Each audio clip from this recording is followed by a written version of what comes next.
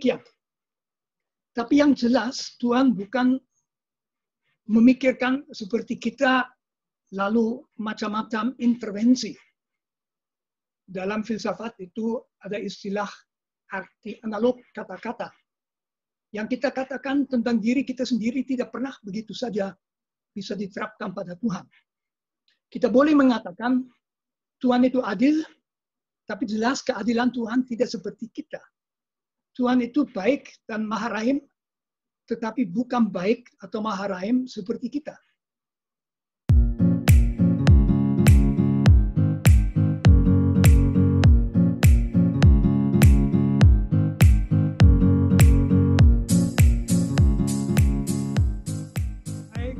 Baik.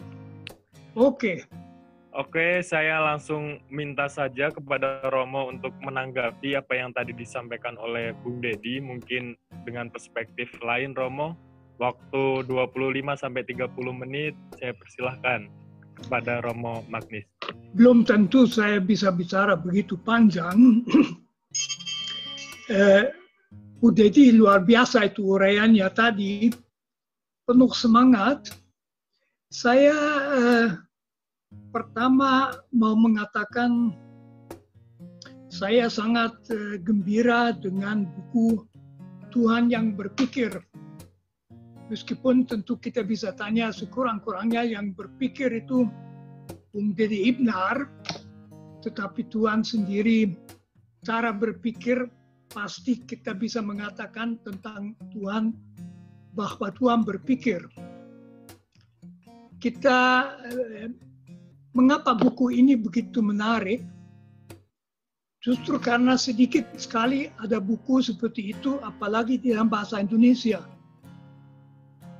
Ternyata Bu Dedi memperlihatkan pemikiran yang mendalam, pemikiran filosofis mendalam tentang Tuhan. Pemikiran Al-Kindi, Al-Razi, Al-Farabi itu pemikiran yang bisa disebut state of the art. Mereka itulah yang mengangkat pemikiran Yunani, terutama Platon, juga Aristoteles, dan lalu secara kreatif merefleksikannya, dan mereka yang mempengaruhi filsafat kemudian di Eropa yang mengambil titik tolak dari pemikiran Islam tentang Tuhan, tentang realitas. Maka dari itu sangat penting pemikiran itu jangan dibiarkan, karena biasanya kita membaca hal-hal yang langsung hanya mengenai, katakan saja teologis tentang Tuhan, tetapi bahwa kita berpikir Tuhan itu bagaimana relasi Tuhan dengan alam raya, bagaimana pengertian Tuhan. Pertanyaan apakah Tuhan mengerti yang kita lakukan di dalam omongan ini sekarang seperti tadi disebut Saudara Dedi. Ini pertanyaan yang di dalam filsafat abad ke-21 sekarang mulai diangkat lagi. Jadi itu pertanyaan yang saya anggap amat relevan. Kita kan hidup dalam suatu dunia di mana memang masih banyak sekali orang yang polos beragama, dan itu baik. Tidak apa-apa, ya percaya pada Tuhan. Tetapi ada juga banyak orang yang mengatakan kami tidak memerlukan Tuhan. Kami bisa mengerti alam raya tanpa Tuhan sama sekali. Katakan saja suatu pemikiran yang total tersekularisasi, yang mendapat dorongan luar biasa dengan penemuan apa yang disebut hukum alam. Hukum alam, bahwa proses-proses di dalam alam itu tidak memerlukan campur tangan Tuhan. Seperti tadi dikatakan juga Saudara Dedi. sampai abad ke-16 di Eropa, para pemikir masih berpendapat bahwa bintang-bintang dan terutama planet-planet itu bergerak karena didorong masing-masing oleh malaikat. Tentu dengan hukum alam itu berubah. Tadi disebut Isaac Newton. Ia yang mengembalikan segala gerak di dalam alam raya hanya pada dua kekuatan, gravitasi dan inersi. Dan kita bisa memperhitungkan di segenap tempat di alam raya bagaimana sesuatu bergerak. Datang kemudian Charles Darwin yang mau memperlihatkan bahwa sampai hidup itu semuanya berkembang berdasarkan kekuatan-kekuatan alam saja yang tidak perlu suatu intervensi. Tentu ada sesuatu yang menarik tadi disebut oleh saudara Teddy, yaitu mengenai rasa. Misalnya rasa pahit atau itu, kesadaran saja. Darwinisme klasik tentu mengatakan bahwa semuanya berkembang, tapi sampai sekarang kita tetap tidak tahu mengapa proses-proses dalam otak kita, dalam syaraf-syaraf kita sadari. Mengapa pahit kita rasakan sebagai pahit dan tidak sebagai manis dan sebagainya. Secara kimia kita bisa mengerti, tapi unsur kesadaran belum ada, masih banyak teka-teki. Nah, saya pertama mau mengatakan perlu pemikiran mendalam prinsipil ada tetap di dalam kalangan agama. Saya beri contoh dari yang sekarang saya sendiri sedikit menulis. Saya sama sekali bukan ahli ilmu alam. Yang salah satu prinsip, katakan saja filsafat tanpa Tuhan sekarang adalah mengatakan bahwa kita tidak memerlukan Tuhan. Yang juga betul, yang terjadi di bumi ini, bahkan seluruh alam raya, dari sudut ilmu alam sedemikian improbable.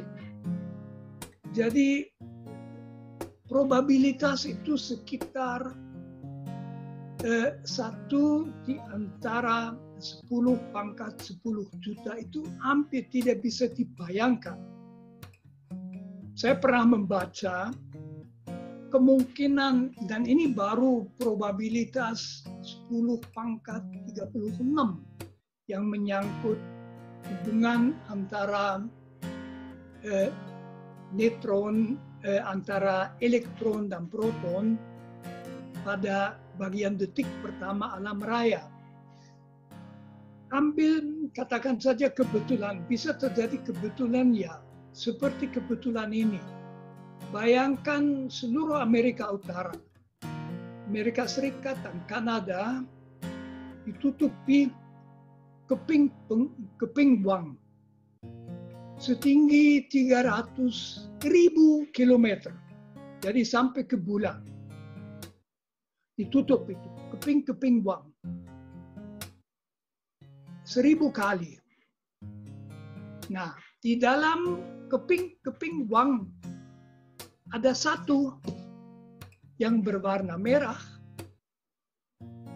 Dan dengan kebetulan kita mengambil salah satu, kebetulan kita dapat yang satu itu di tengah keping-keping itu. Tuhan tidak ada, sangat susah mengerti kalau Tuhan tidak ada. Ada yang lalu mengembangkan teori multiverse. Ya, kalau begitu mungkin ada begitu banyak universum, lalu salah satu adalah kita. Oke saja. Tentu segala macam hal ini dipikirkan. Diskusi atau debat, apakah creatio ex nihilo, Al-Kindi. Yang betul itu pandangan umum di filsafat dan teologi Katolik juga begitu. Creatio ex nihilo bukan emanasi, juga bukan lima kekal. Tentu mengenai emanasi ada sekarang juga teologi proses. Teologi proses di mana Tuhan sendiri seakan-akan proses. Saya sendiri berpendapat tidak demikian. Tapi yang jelas Tuhan bukan memikirkan seperti kita lalu macam-macam intervensi. Dalam filsafat itu ada istilah arti analog kata-kata. Yang kita katakan tentang diri kita sendiri tidak pernah begitu saja bisa diterapkan pada Tuhan. Kita boleh mengatakan Tuhan itu adil, tapi jelas keadilan Tuhan tidak seperti kita. Tuhan itu baik dan maha rahim, tetapi bukan baik atau maha rahim seperti kita. Tuhan itu lain, jadi kita juga tidak mengatakan, oh Tuhan itu tidak adil. Enggak, Tuhan itu adil. Tetapi apa arti keadilan di hadapan Tuhan, kita tidak tahu. Begitu juga intervensi Tuhan.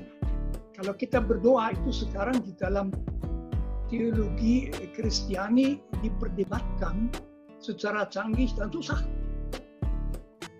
Misalnya, ya agak sederhana, mungkin saya sendiri tidak pernah membuat itu. Kita akan ujian. Lalu kita mohon Tuhan supaya aku lulus dalam ujian. Nah, Tuhan intervensi atau tidak? Ini pertanyaan yang dibicarakan saudara Dedi. Jadi ini pertanyaan yang sangat mendalam. Apa Tuhan lalu terus mencampur? Apalagi kalau misalnya kita main judi, minta Tuhan, aku dapat. Berarti juga Tuhan bikin supaya aku dapat, orang lain tidak dapat. Gimana ini? Saya tidak begitu memecahkan masalah. Ini masalah-masalah yang sudah pada prinsipnya dipikirkan Al-Kindi, Al-Rozi, dan Al-Farabi, dan tentu sekarang juga. Jadi saya berpendapat bahwa kita di dalam agama betul-betul harus terus mempertahankan intelektualitas. Kita harus mengerti apa yang kita percayai.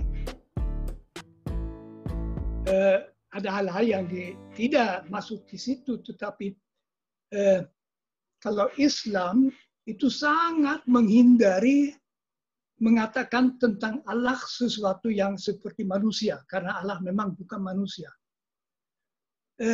Kristianitas lebih gampang itu, misalnya Tuhan merentangkan tangannya padahal Tuhan tidak punya tangan, jadi maksudnya mau membantu Tuhan duduk di takhta dan sebagainya, padahal Tuhan tentu tidak duduk dan tidak ada fisiknya apapun. Dan pertanyaan tadi yang juga muncul, ya apa hubungan antara Tuhan dan realitas dunia? Saya dengan uraian saya yang tidak sistematik itu hanya mau mengatakan, syukur kita punya buku seperti itu. Kita harus menghadapi tantangan-tantangan modernitas dari sudut berpikir. Jadi di dalam modernitas ilmu alam banyak yang mengatakan kita bisa sama sekali tanpa Tuhan menjelaskan semuanya. Saya berpendapat kita tidak bisa. Saya sendiri menulis buku Menalar Tuhan, di mana saya juga membicarakan hal itu. Kita pokoknya di dalam agama jangan menyingkirkan pemikiran yang kritis. Kita boleh bertanya kritis, kita juga mau mengerti, akhirnya tentu ada jawaban. Mungkin masih satu hal yang mengenai penciptaan. Kalau secara sederhana orang sering berpikir, tadi dikatakan Saudara Dedi juga, semula hanya ada Allah. Dan Allah memikirkan diri. Kalau saya mengatakan Allah adalah pada dirinya sendiri. Total memiliki diri. Lalu Allah memutuskan menciptakan alam raya. Bahasa itu sangat problematis seperti tadi dikatakan Saudara Dedi. Karena kata lalu tidak ada pada Tuhan. Tadi dibicarakan Tuhan dan waktu. Tuhan tidak dalam waktu. Pada Tuhan tidak ada waktu. Tidak ada, Tuhan ada dalam keseluruhannya. Maka misalnya Thomas Aquinas, filosof dan teolog abad pertengahan dari Italia, mengatakan bahwa alam raya tanpa permulaan dan akhir tidak bertentangan dengan diciptakan. Karena waktu tidak ada di dalam Tuhan. Tuhan mengadakan. Dan dengan demikian, di satu pihak, alam raya diberi realitas yang tentu berjalan sendiri. Jadi Tuhan tidak menciptakan seperti seorang tukang arloji, membuat arloji yang sesudah dibikin arloji ini akhirnya bisa dijual dan tidak memerlukan pembikin lagi. Dalam arti tertentu Tuhan memberi kemandirian pada ciptaan tetapi didukung oleh realitas Tuhan di mana-mana. Creatio ex nihilo hanya mengatakan Tuhan tidak memerlukan bahan untuk menciptakan bumi. Aristoteles berpendapat bahwa semula ada Tuhan dan ada materi tak teratur yang diatur, bukan creatio ex nihilo. Ex nihilo mengatakan tanpa Tuhan tidak ada sesuatu apapun, tetapi karena Tuhan menciptakan ada sesuatu dan punya kemandirian. Saudara Dedi benar, saya sekarang mau berhenti sebelum mulai terlalu banyak ngabur. Sekali lagi, Profisiat dengan buku itu, saya harap itu banyak dibaca dan juga didiskusikan dan mungkin juga ditanggapi. Terima kasih.